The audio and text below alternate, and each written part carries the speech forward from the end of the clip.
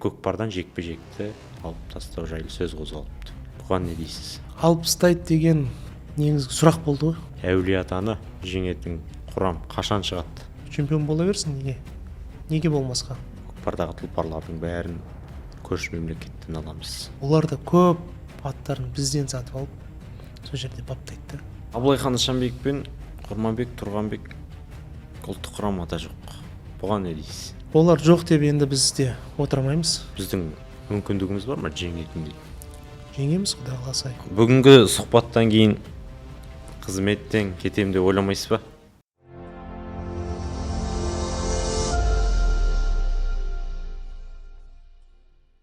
Ассалаумағалейкум әлеумет, Дала додасының тұрақты көрермендері, бізде кезекті сұхбат. Бүгін Астана қаласының төріндеміз. Студия қонағы Қазақстан Республикасы Көкпар Федерациясының вице-президенті, Азия Көкпар Лигасының негізін қалаушы Әлішер Ислам. Енді студияға қош келдіңіз. Әуелгі сұрағымыз, бүгінгі сұраққа, сұхбатқа дайынсыз ба? Әрқашан дайынбыз. Енді бүгінгі сұхбаттан кейін қызметтен кетем деп ойламайсыз ба? Енді біз бұл ұлттық спортымыздың жанашыры болғандықтан, спортымыздың дамуына үлес қосқаннан кейін неге кетерміз біз енді? Енді кет десе, ары қарай өзіміздің жұмысымызды істеп, спортқа деген жанашырымыз одан кетпейді деп ойлаймын. Енді Әлішер мырза, басында енді мына Азия Көкпар Лигасы деп қалдық, соның аужайын ашып алайық. Одан кейін командалық көкпарға тоқталатын боламыз. Енді бұл Астана қаласының көрермендеріне енді басқа қалаларға танымал емес болуы мүмкін, бірақ енді Астана қаласының тұрғындары барлығы біледі. Азия Көкпар Лигасын тұрақты түрде жарыстар өтіп келеді. Бұл енді өзіңіз тарихына тоқтала кетсеңіз, қай жылдан бастап ұйымдасып келе жатыр? Азия Көкпар Лигасы негізі біз 2024 жылы көшпенділер ойынның алдында өткіздік. Бірінші жарыс өтті. Ол жарыста бізде 4 команда қатысқан. Негізгі Азия Көкпар Лигасының бірінші бағыты ол әуесқойлар мен медиа жұлдыздар арасындағы жарыс болды. Енді ең басты бастамасы ол өзіміздің сенбі, жексенбі күні бір шығып дасуқ дейді ғой, сол ойнап, күліп, қуырдағымыз жеп шығатын ойын болған. Сол енді ойын барысында бізде Астананың төңірегінде 4 команда жиналып бір жарыс өткізейік деген ой болды. Содан келе бүгінгі таңда біз Азия Көкпар Лигасының әуесқойлар арасында 7 турнирімізді өткіздік. Профессионалдар арасында Алматы облысында Талғар ауданында бір жарысымызды өткіздік. Енді бұл Азия Көкпар Лигасының мақсаты осы әуесқойлар арасында қала адамдарын, қала тұрғындарын атқа қондыру, көкпар ойынына шақыру деген мақсатпен ұйымдастырылған. Бүгінгі таңда Азия Көкпар Лигасының 20-ға жуық әуесқойлар арасында командаларымыз бар. Соның ішінде тек Астана қаласы емес, сонымен қатар Тараз қаласынан келген, Ақтөбе облысынан келген, Ақмола облысынан келген командаларымыз бар. Алматы облысынан келген командамыз бар. Енді болашақта толық Қазақстан бойынша өткіземіз деп сенеміз. Енді Азия Көкпар Лигасы болғандықтан басқа қалаларды, басқа мемлекеттерден де Қырғызстан, Өзбекстан деген қалаларды шақырып, енді үлкен жоба болады деп ойдамыз. Енді өзіңіз айтып қалдыңыз, оның негізі түп тамыры 2024 жылы қаланды деп. Жалпы бір қандай да бір кедергілер болды ма осына? Жоқ, кедергілер, ешқандай кедергі болған жоқ. Ең басты спортта, спорт жанашырлары ғой. Сол лиганың негізін қалаушылар сол ойыншылар деп ойлаймын. Ойыншылардың бәрі бізде енді лиганың құрамына, басшылық құрамына кіреді. Әр команданың капитаны, жетекшісі сол лиганың басшылығын құрамына кіреді. Сонымен бәріміз бір дастарханда бір ортақты шешім қабылдаймыз. Ойында қандай, мысалы енді әуесқойлар болғандықтан бізде мысалы енді травма көп болмайтындай, бір-бірімізге қатты қақпайтындай сондай өзіміз бір келісімге келеміз да. Былай енді ең бірінші қиындық ол алаң деп айтайықшы. Ең бірінші қиындық алаң болған. Өзіміз Азия көкпар лигасын бастаған кезде бізде Астананың төңірегінде өзіміз ойнайтын бір алаң болған. Қазір Аллаға шүкір осы бір 5 шақты алаң бар. Тек лига өткізетін емес, әр сенбі жексенбі сайын ойнап, арендаға ат жалдап, сол жақта өздеріңіз ойнайтындай алаңымыз қазір ашылды. Енді Әлішер мырза, бүгін көп көрермен түсінбеуі мүмкін. Кәдімгі командалық, кәсіби командалық көкпармен айырмашылығы қандай? Енді қазір жаппай көкпарымыз бар. Ол енді ата-бабаларымыздан келе жатқан, бұрыннан өзіміздің ұлттық құндылығымыз. Ол той көкпар деп атайды, жабай көкпар деп атайды. Негізгі жаппай көкпарда әрқайсысы өзі жекеменшік ойнаса, командалық көкпар енді оны футболмен салыстырса болады. Командалық көкпарда бізде регламент бар, правила бар, командалар 2-ге бөлінеді, 4-ге 4 шабады. Ол жерде шабуылшы бар, қорғаушы бар дегендей, уақыт белгіленген. Сол ауттарымыз бар. Сол енді ал жаппай көкпарымыз ол той көкпарымыз. Ол жақта шектеу жоқ. Қанша шабандоз қатсам дегендер қатса береді. Өз жекеменшік бірге шабама, жекеменшік жалғыз келіп шапсаңыздар да болады. Ал командалық көкпар ол тұрақтай өзінің шектелген правилаларымыз бар. Ортада судьямыз бар. Сол ең басты айырмашылық. Енді мына жерде айта кеткенім, командалық көкпармен жаңа сіздердің Азия көкпар лигасының ережелері ұқсайды ғой бір-біріне? Жоқ, негізгі ереже сол командалық көкпардың ережесі. Бірақ енді әуесқойлар болғандықтан біз өзіміз ережелерді бағана айтып кеттім ғой. Бізде Азия көкпар лигасының басшылығының құрамында әр команданың жетекшісі немесе капитан командасы кіреді. Бәріміз ақылдасып, енді әуесқойлар болғандықтан алаңның ұзындығы мен енін қарастырамыз, кішірейтеміз. Одан кейін үлкен алаңдар енді қиын ғой. Біз енді кішкене мини футбол дегендей көрдік. 5-6 жарысымызды кішкентай алаңдарда өткіздік. Енді мына Азия көкпар лигасының болашағы бар деп айта аламыз ба?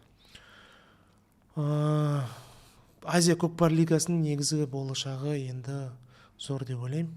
Өйткені біз ең басты мақсат медиа направлениеде қарастырып жатырмыз. Көкпар ол өзі тек орталық Азия ғана шабатын ойын ғой. Негізі тек орталық Азия ғана ойнайтын ойын. Енді бұл жаққа сәл дұрыстап медиа бағытта қарастырсақ, жақсы эфирлар, түсірілімдер.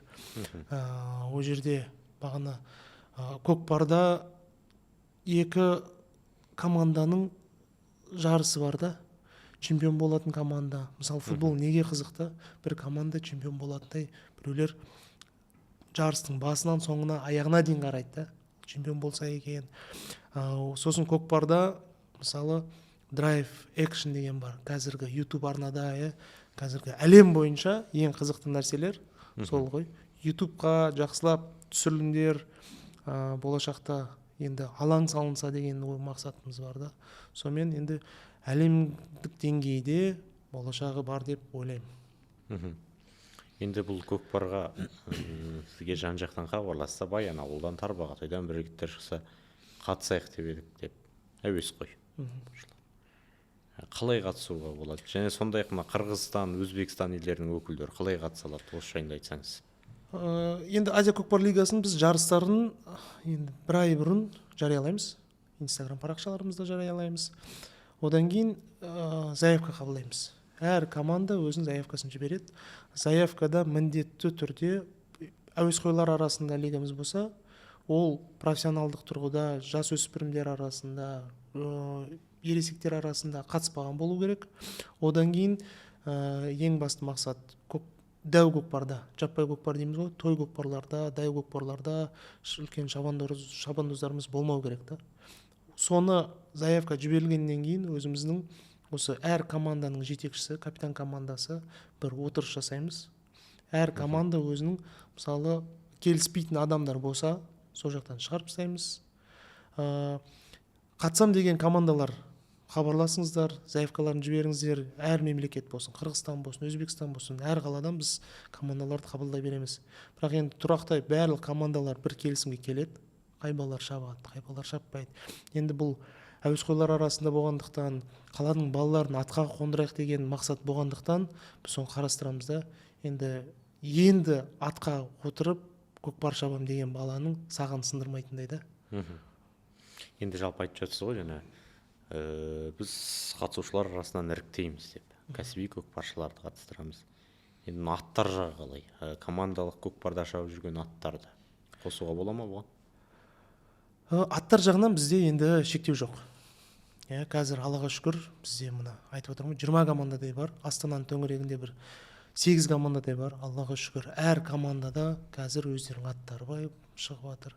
Балалар өздеріне жекеменшік тренер жалдап жатыр. Кәдімгідей болашақта енді мына Азия көкпар лиганың екі мақсат, екі бағытта жүргізіп келе жатырмыз ғой, әуесқойлар мен енді профессионалдар арасында.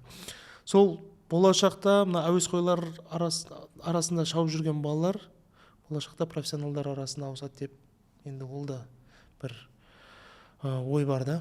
Балалар қазір деңгейі жоғарылап келе жатыр. 2 жылдың ішінде Аллаға шүкір. Енді мына кішігірім Ақмола облысының жарыстары бар. Соған шығатын мына Астананың балалары, соған шығып көреміз деген ой болып жатыр. Енді қанша ойын көп болған сайын деңгей өседі. Мысалы, профессионалдар арасында неге біз өзіміздің жарысымызды қостық та? Ол да балаларға, мысалы, профессионалдар біздің Қазақстан Республикасының командаларында көп шабуыл ойыншыларымыз бар да. Олар мысалы Қазақстан Республикасының чемпионатына кіре алмай қалған командалар бар. Жақын арада Меркі ауданында қарасақ бір 10-15 шақты команда бар да. Енді солардың арасында Жамбыл облысы командасына кіре алмай жүрген балалар.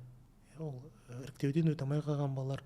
Бірақ соның ішінде жекеменшік олар да бір мықты дәрежеде өздерін атты баптап жүрген балалар. Сол енді мына жарыстардың ішінен біз мықты балаларды қарастырып жүрміз, аттарды қарастырып жүрміз. Енді бағана өзіңіз көкпарды футболмен салыстырып қалдыңыз ғой.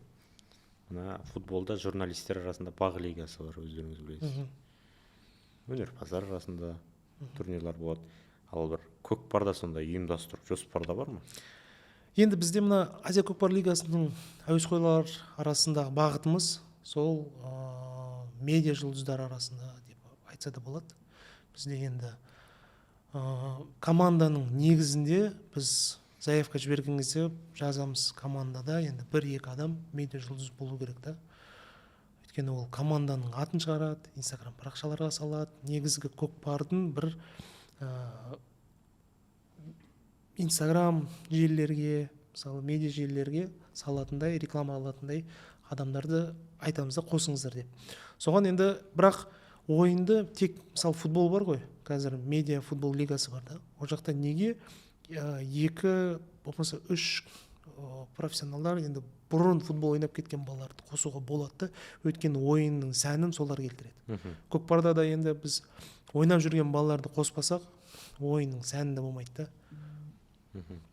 Бірақ енді мына өзіңіз айтып кеткендей, жұлдыздар арасында, медиа жұлдыздар арасында енді сол Азия көкпар лигасының бағыты сонымен әуесқойлар мен медиа жұлдыздар арасындағы лига деп біз айтамыз да.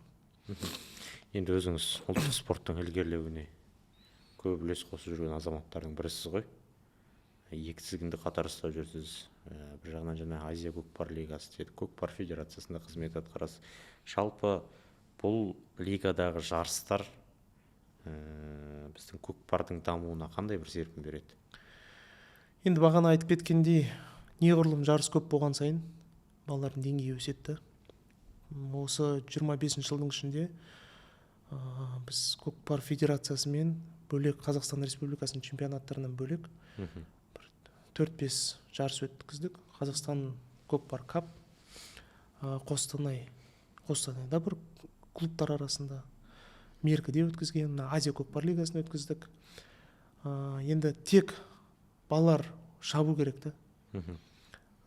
Енді тек Қазақстан Республикасының чемпионаты, одан кейін облыстық чемпионаттар ғана емес, осындай клубтар арасында жарыс көп болған сайын балалардың деңгейі де өседі. Ішінен балалар іріктеуде болады да, мықты арасында балаларды қарап іріктеп басқа клубтар тағы бір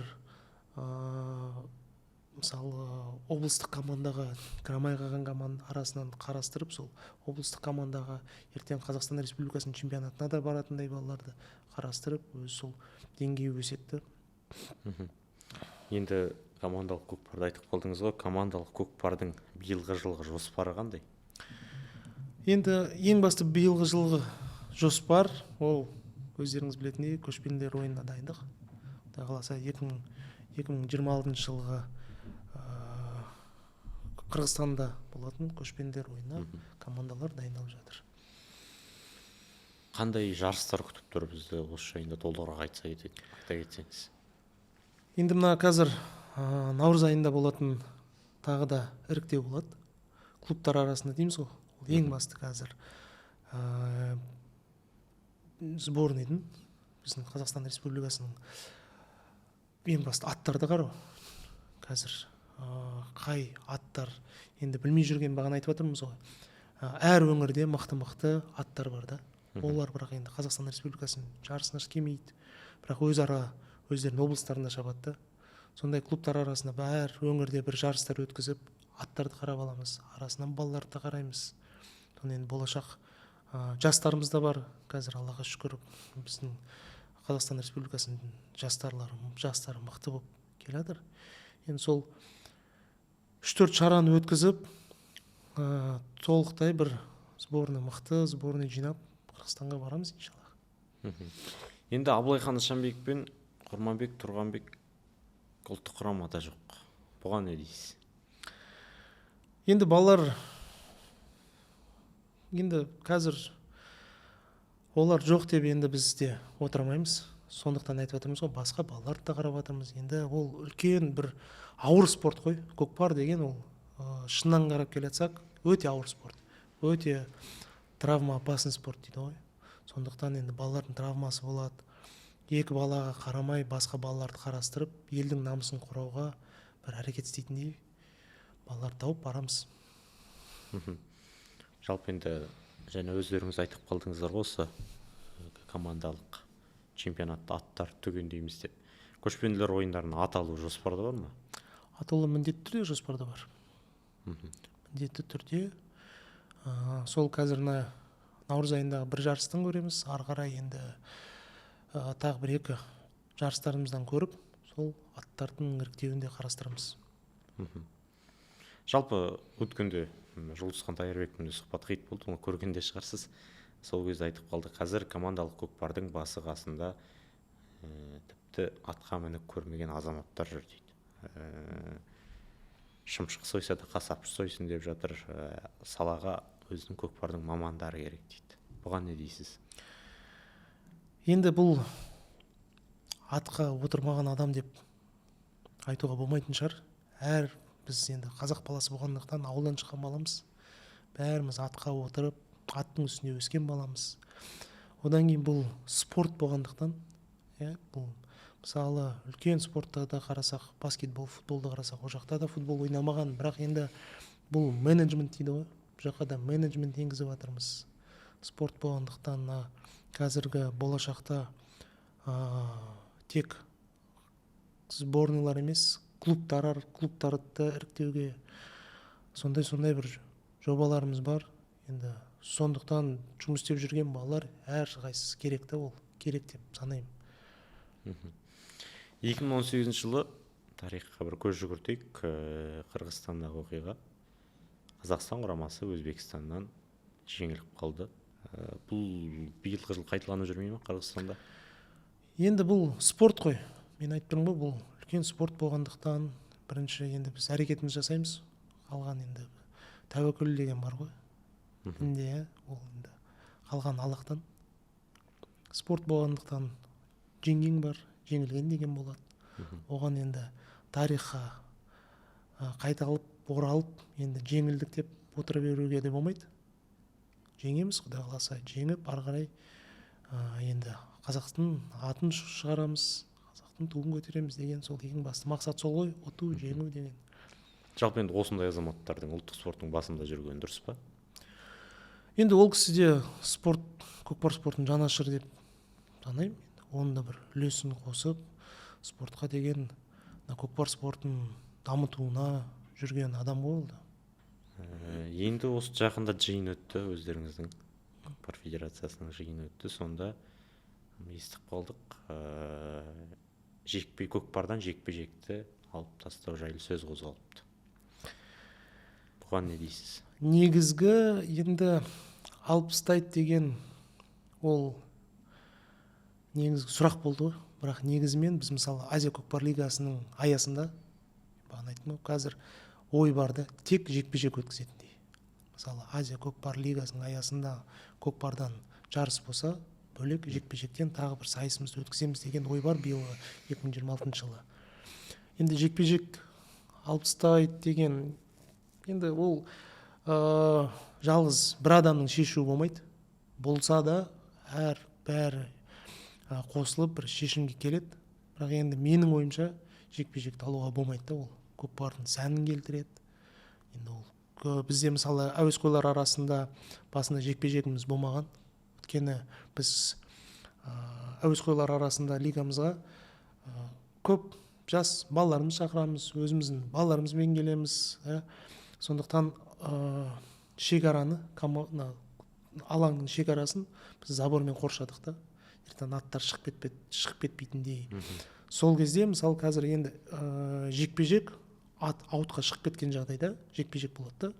Сол бізде енді басында бірінші ойындарымызда жекпе-жек болмаса, одан кейін біз сәл правиланы өзгертіп, серке шеңберге тиіп немесе сираға тиіп жатса, онда біз жекпе-жекке келтіреміз да. Сол енді ол өте мықты спорт, мықты тартыс, бір көкпардың сәні ғой.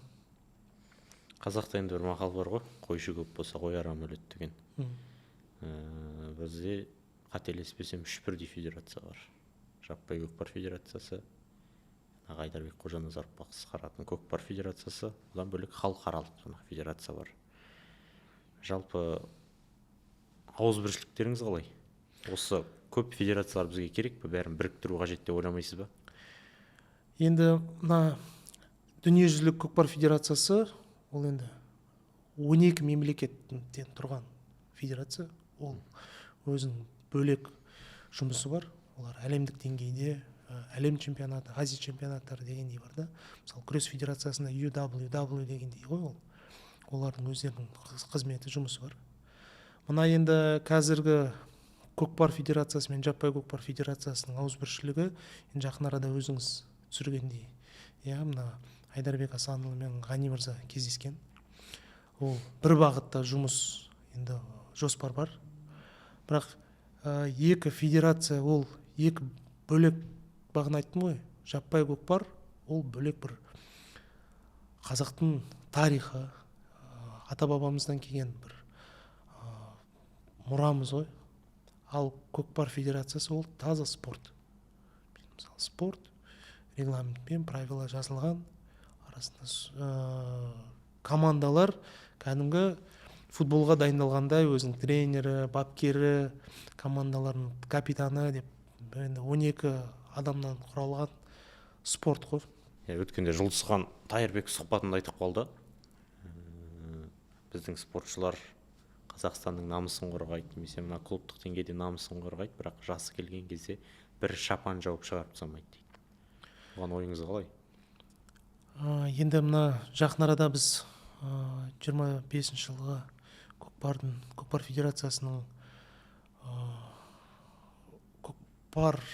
федерациясының бір жиын өтті, өзіңіз білесіз. Адам енді 25 жылғы спортшыларымызды, бапкерлерді, одан кейін аттарды баптайтын адамдардың бәріміз енді ол керек деп ойлаймын. Оның бәрін внимание дейді ғой, әрқайсымызға внимание жетіспейді ғой. Ол есейген сайын сол жетіспей қалады. Мысалы біздің үлкен ата баба әкелерімізге қарасақ та әрқашан звондап бізге балам қалайсың деген бір телефон шалуының өзі сол белгі ғой. Сондықтан енді әрқашан біз енді жыл сайын мына федерациямыздың жыл қорытындысы дейді ғой, жыл қорытындысын өткізуге енді міндеттіміз деп ойлаймын мен де. Енді сол арасында өзінің профессионалдар арасында өзінің несін бітіріп кеткен балаларды, одан кейін жыл бойы жақсы ойын көрсеткен балаларды, жыл бойы бапкерлерді аттарын беріп, ат баптап, сол адамдардың бәрін аттарын шығарып, атағын шығару керек деп енді біз сол ойда жұмыс істеп келе жатырмыз. Енді биылғы жылдан бастап ардагерлерге ат шапан берілуі мүмкін, иә? Енді осы жылдан бастап бердік біз. 2025 жылғы 2026 жылы қаңтар айында өткізген іс-шарада. Енді ұлттық құраманың бас бапкері Ақылбай Манкеев Аслан Қаженовке сұхбат беріпті. Көкпардан Қырғызстанда көшпенділер ойындарында қырғыздарды жеңеміз деп, соған әрекет жасаймыз деп. Біздің мүмкіндігіміз бар ма жеңетіндей? Енді кім жеңілем деп жарысқа шығады. Жеңеміз деген енді мақсат, қалған енді ойын көрсетеді. Үлкен спорт болғандықтан біздің балалар Аллаға шүкір дайын деп ойлаймын. Қазір оқу жиын жаттығуларды өткізгеннен кейін, Құдай қаласа, сол көшпенділер ойына сол дайындық бастап барамыз. Жақсы, енді біздің жалпы командалық көкпардың бір ақсап тұрған тұсын айтыңызшы. Ақсап тұрған тұсы болғанда енді бұл жас спорт қой.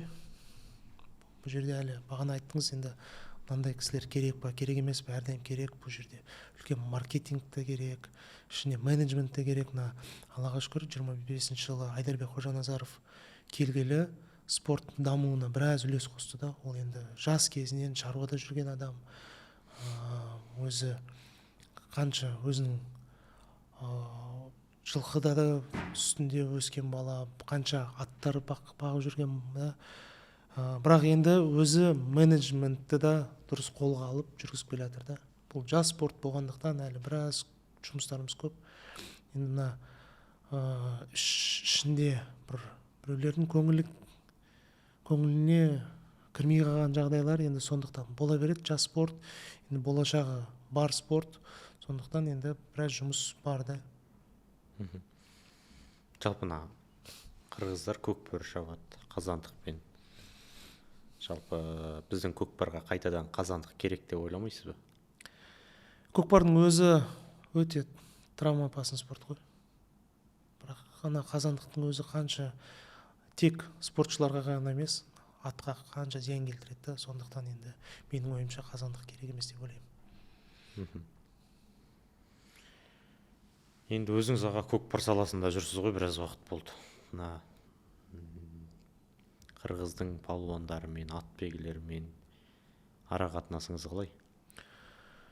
Қырғыздың федерациясымен, палуандармен ара қатынасымыз жақсы. Қыркүйек айында Қырғызстан көкпар федерациясының вице-президентімен кездескенбіз. Негізгі Азия көкпар лигасының жобасы аясында кездестік.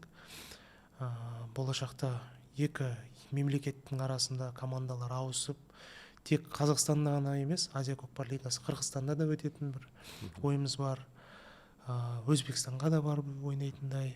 Қазір 4-5 мемлекет жауып жүр ғой. Сол Азия көкпар лигасына толықтай сол 4-5 мемлекет қатысып, тек Қазақстанда емес, сол мемлекеттерде де өтеді деген ойымыз бар. Арақатынасымыз жақсы. Енді командалар бағана айттым ғой, неге бір екі мемлекеттің арасында бір балалар бір-бірімен ойын көп болған сайын достық артады. Екі мемлекеттің арасында, клубтар арасында жарыстарымыз өте берсе, достықтарымыз ұлғая береді, арта береді. Биыл мысалы 25 жылы Қытай Халық Республикасында көкпарға ұқсас гар деген ойынымыз бар. Біздің ұлттық құрамамыз сол гар ойынына барып шауып келген. Ол да мысалы олар да айтады, біз Азия көкпар лигасына келейік, сіздер біздің гар ойынымызға келіңіздер. Енді сондай үлкен бір арамызда көп жарыстар өте берсе, ара қатынасымыз, балалардың деңгейі өседі. Енді жаңа айтып отырсыз, жарыстар көбейсе біздің деңгейіміз де өседі дейсіз. Енді 2 жылдан бері қазақ пен қырғыз құрамалары кездеспеді. Өзіңіз ұлттық спорттың басы қасында жүрсіз. Неге ұйымдастырмасқа бір жолдастық кездесу? Енді әр мемлекет өзінің федерациясын, өзінің ұлттық құрамасын, өзінің жарыстарын өткізіп, өзінің деңгейін өткізуде. Енді ол сұрақты әлем федерациясына, халықаралық көкпар федерациясына қойсаңыз болады. Болашақ келесі сұхбатқа шақырып, сол кісілердің енді ол жұмыста біз енді өзіміздің іс-шара Қазақстан Республикасының көкпар федерациясы болғандықтан сол ішіміздегі көкпарымызды дамытып, ұлттық құраманы дайындауға, әуесқойлар арасында өзіміздің халқымызға, елімізге, жас балаларымызға, жас батырларымызды атқа қондыру деген мақсат қой.